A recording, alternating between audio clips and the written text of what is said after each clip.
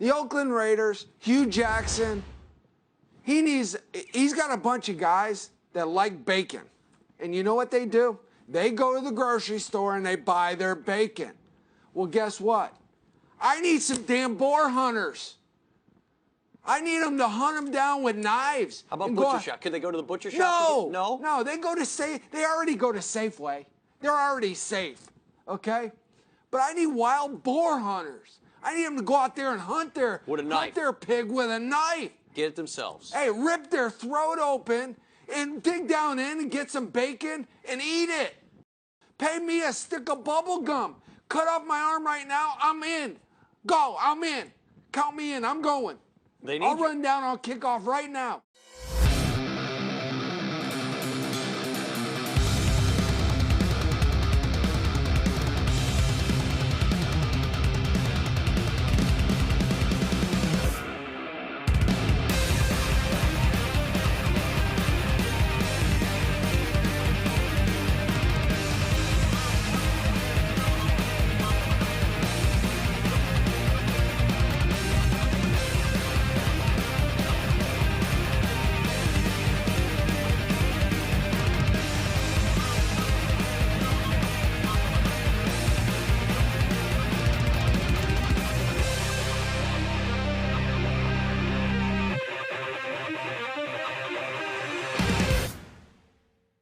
Alright, if you're new here, I post content related to lifting weights and building muscle. Perhaps more importantly, this channel is the home of the NFL Most Jacked series, where after extensive research, I rank the most jacked players of all time for a given position.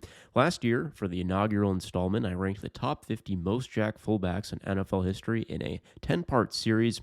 I enjoyed throwing that together, so we will carry on, moving on to the other side of the ball with the linebacker position. This series will cover one player at a time, and at least in most cases, I'll end each episode with full career highlights, and I'll make sure to include chapters so you can skip around if that's what you desire. Without further ado, let's get into it. The 50th most jacked linebacker to ever play in the NFL is Bill Romanowski.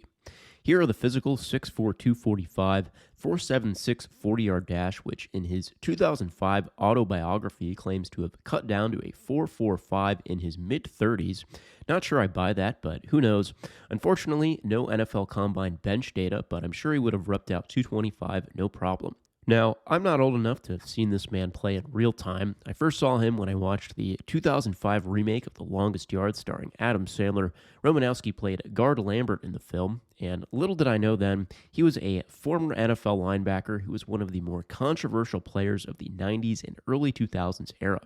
Fast forward to today, if they've heard of him at all, most in the younger generation probably know Romanowski as a guy who played dirty and took steroids. Although both of these things may be true, what gets overlooked is the fact that he was a really good linebacker, 4-time Super Bowl champion and 2-time Pro Bowler who played 16 years in the NFL with an elite level of intensity. Romanowski was born and raised in Vernon, Connecticut, and the foundation for swollenness was laid at an early age. In 1982, at 16 years old, he came across a copy of Sports Illustrated, which included an article titled "My Body's Like an Army," profiling the then University of Georgia star running back and current nominee for U.S. Ambassador to the Bahamas, Herschel Walker. Watch this right here. All right, I want you to watch this and stay with me here if you want to do this, all right? Take a look.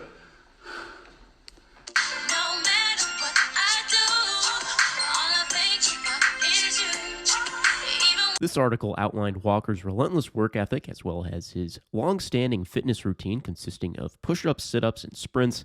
At that moment, a fire was lit under Romanowski, and he became dialed into training, nutrition, and recovery for life. He started up the Herschel Walker routine of push-ups, sit-ups, and sprints, and even added in pull-ups. On a side note, I just posted a video on how I've been progressing on weighted pull-ups. Feel free to check that out. Anyways, he quit partying, and diet became a driver of performance. Out went the soda and junk, and in came the quality whole foods. He was heavily recruited out of Rockville High School and narrowed down his options to Notre Dame, Miami, and Boston College. He ended up electing to stay somewhat close to home and accepted the offer from Boston College. He spent 4 years there from 1984 to 1987, and his freshman year overlapped with college football legend Doug Flutie, and he had a close-up view to one of the most famous plays in college football history when Boston College beat Miami on a Hail Mary pass from Doug Flutie to Gerard Phelan. Romanowski had a great collegiate career and was named first-team All-Big East 3 years in a row. There was no question he was going to get a shot at playing at the next level, and he was drafted 80th overall by San Francisco in the third round of the 1988 NFL Draft. He joined a stacked 49ers franchise that had already won 2 championships in the early 80s. That success carried on, and Romanowski would end up with a ring in each of his first 2 years in the league. In the 1988 season, the 49ers beat Chris Collinsworth and the Bengals in Super Bowl 23, and he even had an interception in that game.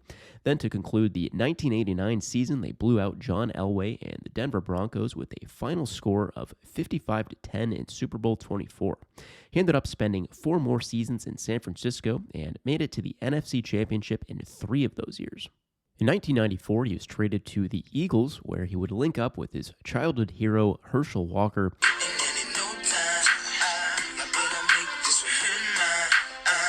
He'd spend 2 years there, and although they did make the playoffs in 95, the culture was quite a bit more relaxed than what he was used to, coming from one of the greatest football dynasties of all time, and he even recounts certain players smoking cigarettes in the locker room during halftime of every game. He became a free agent in 96, and his list was narrowed down to San Diego and Denver, and he ended up choosing Denver. According to Romanowski, it was his wife, Julie, who swayed him towards the Broncos, as she pointed out that Junior Seau owned the Chargers defense and he could make more of an impact in Denver. This is when he really started to establish his reputation as a controversial player, and I'll get into that shortly. He had some of his best years in Denver, earning his 2 Pro Bowl selections in 96 and 98. For the second time in his career, he won back-to-back Super Bowls, starting in the 1997 season when the Broncos beat the Packers in John Elway's first championship win. Then in 1998, they beat the Falcons in Super Bowl 33. In the end, he spent 6 years in Denver. After the 2001 season, Romanowski was 35 years old and 14 years deep into his career.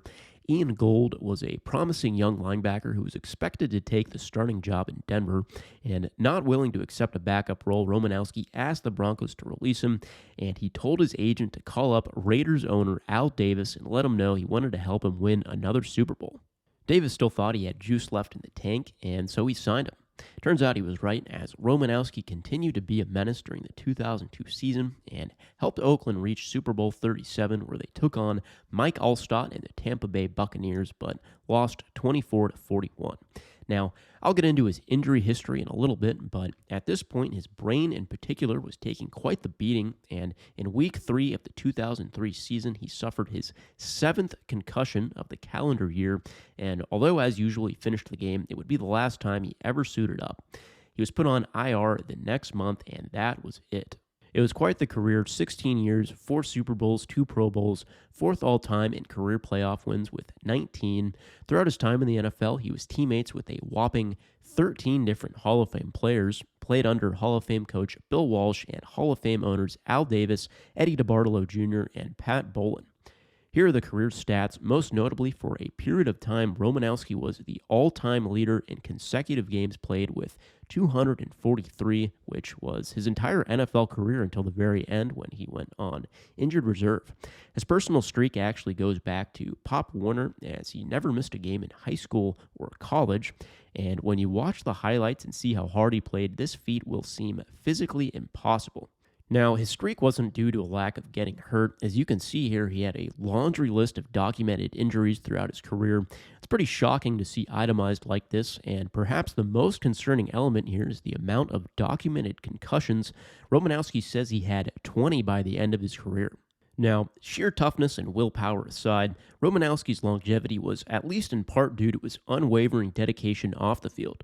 The man was a fanatic when it came to training, diet, and recovery. He did everything he possibly could to make sure he was ready to play at a high level every Sunday. Of course, he was a serious lifter. He had a 3,000 square foot gym at his home in California, and when he signed with Denver, he actually had some of his own equipment shipped over to the Broncos facility.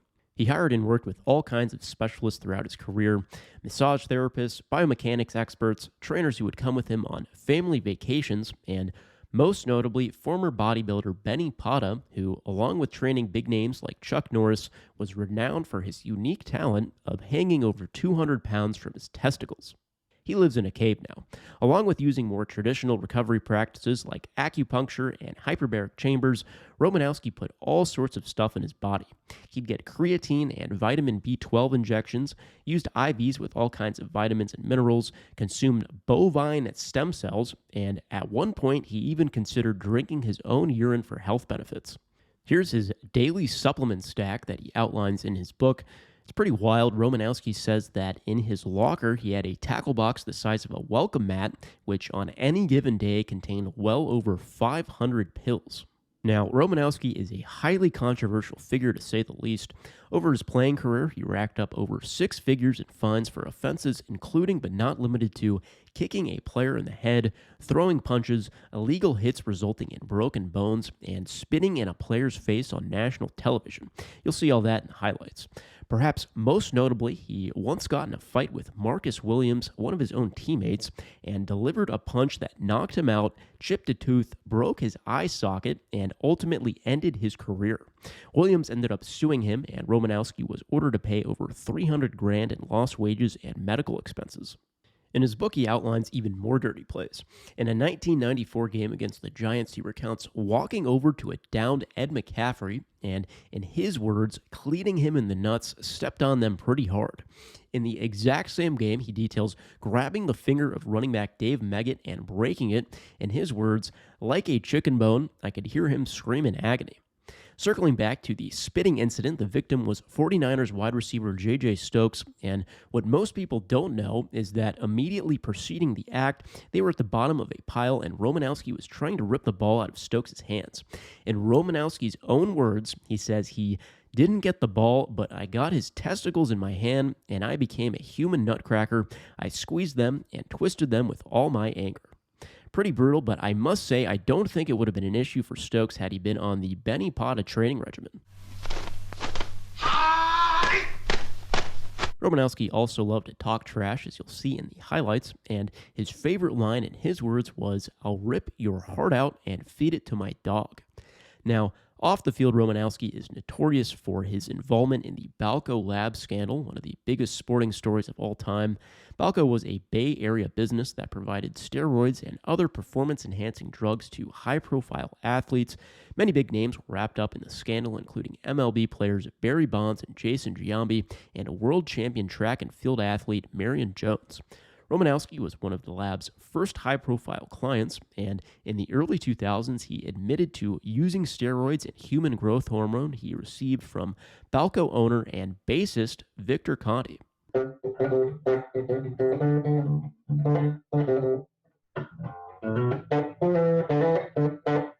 Wow! His first exposure to PEDs was back in 1989 when he started using phentermine, an amphetamine-like prescription stimulant and appetite suppressant.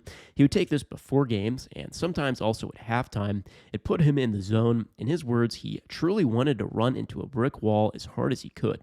However, this phentermine use came at a cost, as he cited side effects such as irritability, hyperactivity, insomnia, and changes in personality. He says he would often stay up for 2 straight days after using it. And actually, at one point, he was charged with illegally obtaining the drug from prescriptions written for his wife and a couple of other people, but he was ultimately acquitted in 2001. Eventually, he thought phentermine was doing more harm than good, and he transitioned over to ephedrine, which was a stimulant that had a similar effect to phentermine, but Romanowski didn't seem to have the brutal come-downs and sleepless nights. The NFL ended up banning ephedrine in 2001 after growing concerns that it could cause seizures, strokes, and even death. Romanowski stayed busy after retiring from the NFL. In the latter part of the 2003 season, he did some broadcasting work for Fox, serving as a color commentator for several games. In subsequent years, he held studio commentator roles for Raiders broadcasts, where he often voiced his frustration with the franchise's struggles and delivered goosebump-inducing motivational speeches. We believe, we trust, and we love Romanowski's likeness was featured for a character in the 2000s family-friendly football video game Blitz the League, and he even did some voiceover work for the role. Man, don't quit your day job, because you suck at this. As I mentioned earlier, he did get into acting, and at one point had aspirations of an Arnold Schwarzenegger-like presence in Hollywood. In the decade after retiring from football, he had small roles in several films. Most of these were Adam Sandler movies like The Longest Yard, Benchwarmers, and one of the more critically acclaimed motion pictures in recent history, Jack and Jill. You don't look homeless to me, you're fat! You're Al-Qaeda! In 2006, Romanowski took his years of training and diet knowledge and founded a supplement company, Nutrition 53, and unlike during his 16-year NFL career, the once controversial linebacker has enjoyed a quiet retirement, running his business and staying out of the headlines. Just kidding, Romanowski is the subject of a federal lawsuit alleging that he and his wife owe over $15 million stemming from unpaid taxes from 1998 through 2007. The lawsuit also alleges that they used funds from their nutrition company to pay for personal expenses in an effort to avoid reporting income at the federal level and consequently avoid paying taxes on that income. Nutrition 53 filed for bankruptcy a couple years ago, and Romanowski and his wife did the same as they filed for Chapter 11 in 2024. Oh, and he's also faced racism allegations on multiple occasions, but anyways, check out these sick highlights. This NFL hitman earned a nasty reputation for extraordinary violence, breaking bones of his opponents and even a teammate. I remember when I threw a microwave oven at Dexter Carter, and then jacked him up against a Coke machine. He threw an uppercut and fractured the eye socket of teammate Marcus Williams, the tight end who had to go on injured reserve. And you just can't have teammates putting other teammates on injured reserve. It's unacceptable. Bill Romanowski. Ooh, and there is a real lack of social graces on the part of Romanowski.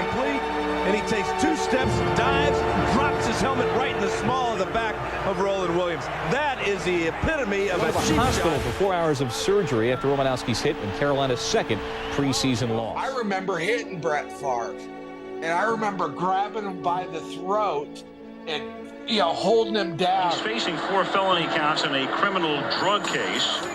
Listen to this. Let's knock people out. Do 60 minutes of it.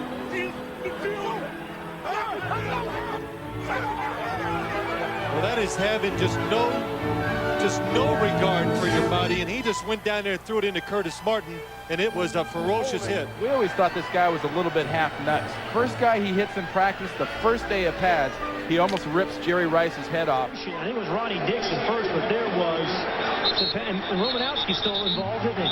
Oh, there comes the flag. And Larry Centers was down at the bottom of the pile. Larry Centers looked like he was kicking some guys.